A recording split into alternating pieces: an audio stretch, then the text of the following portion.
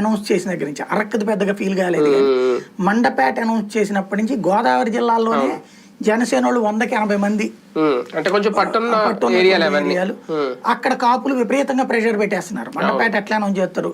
తెలుగుదేశానికి ఏమైంది, 3 సార్లు గెలిచినటువంటి ఆయన అక్కడ ఎమ్మెల్యే.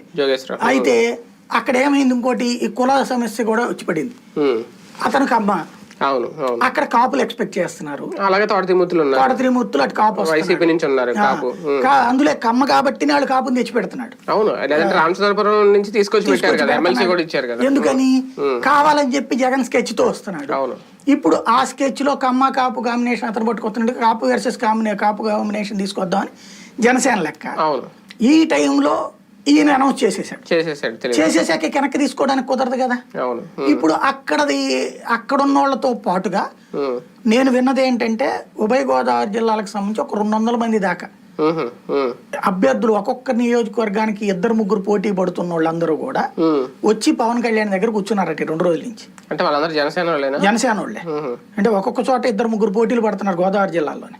అంటే గోదావరి జిల్లాలో 200 మంది ఉన్నారు. 200 మంది పోటీలు పడుతున్నారట ఒక్కొక్క నియోజకవర్గంలో 3-4 దాకా. వాళ్ళందరూ గట్టిగా వచ్చి కూర్చుని మనలో మనం ఇప్పటిదాకా కొట్టుకుంటున్నాం, సీట్ ఆయన దగ్గర కూర్చునేసి తేలుద్దాం, ఆయన మన సీట్లు మాత్రం మనకు కన్ఫర్మ్ కావాలా అంతే. ఎవరు అనేటువంటిది పవన్ కళ్యాణ్ గారి ఇష్టం. ఎవరు చెప్తే వాళ్ళకి మిగతా వాళ్ళందరం గెలిపిస్తాం వాళ్ళని. బట్ సీట్లు మాత్రం మనలో మనం కొట్టుకుంటుంటే అవతల వాళ్ళు లాక్కుపోతున్నాడు.